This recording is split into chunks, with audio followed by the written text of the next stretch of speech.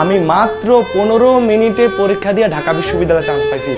মাত্র 15 মিনিটে পরীক্ষা দিয়ে আমি ঢাকা বিশ্ববিদ্যালয়ে চান্স পাইছি। গল্পটা শোনো, তাইলে বুঝবা সহজভাবে জিনিস নিলে কত কঠিন হয়ে যায়, চান্সটাই আটকা যায়।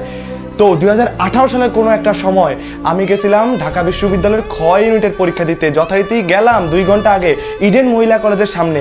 তো আমার সকল পরীক্ষা হল মহিলা কলেজের পরে, কেন জানি আমি জানি না। গিয়া দেখলাম যে পোলাপান পড়াশোনা করতেছে, শীত নিয়ে আসছে, তো বাপ মা বাতাস করতেছে, খাওয়াই দিতেছে। তো এগুলো দেখে তো আমার মাথায় নষ্ট, পরীক্ষা দেওয়ার আগে আমার মাথা নষ্ট হয়ে গেছে। তো যেদিন আমি বি ইউনিটে পরীক্ষা দিতে গেছিলাম সেই ঘটনা বলতেছি। তো আমি ভাবলাম হায় রে, ওরা তো পড়তেছে, আমি তো পড়তাছি না, আমি তো একদম শীত মিট আনলাম না, আমার কি হবে? ভয়ে তো একদম কাচুমাচু করতেছে। তো একটু পরে ভাবলাম, নিজেকে সান্ত্বনা করলাম যে ওদের হয়তো পড়াশোনা কমপ্লিট হয় নাই, প্রস্তুতি কমপ্লিট হয় নাই, কিন্তু আমার কমপ্লিট হয়েছে, তাই আমার পড়া লাগবে না, কুল। অতটুকু মোটিভেশন নিয়ে কিন্তু পরে পরীক্ষা হলে ঢুকলাম, আস্তে আস্তে পরীক্ষা হলে ঢুকলাম। ঢুকার পর প্রশ্ন দিল, ভাই রে ভাই, প্রশ্ন দেখে আমার মনে হয়েছে আমি ঢাবিতে টপ 100 এর মধ্যে থাকবো।